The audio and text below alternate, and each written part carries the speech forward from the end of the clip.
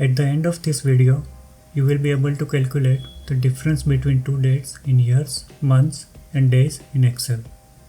So let's get started.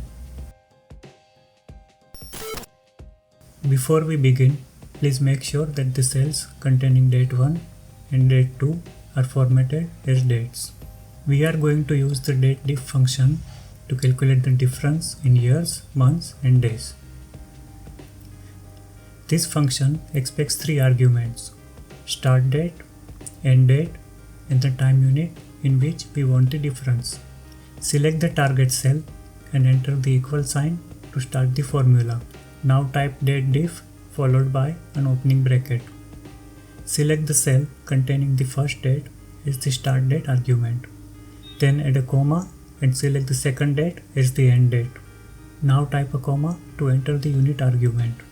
Since we want the difference in years, we will type Y in the quotation marks. Now just close the bracket and hit enter to complete the formula.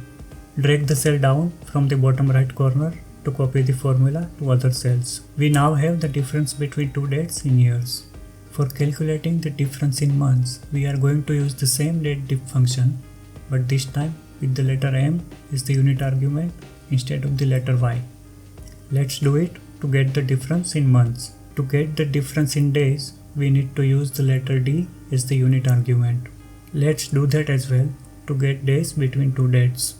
If you found this video helpful, please give us a like and subscribe to this channel.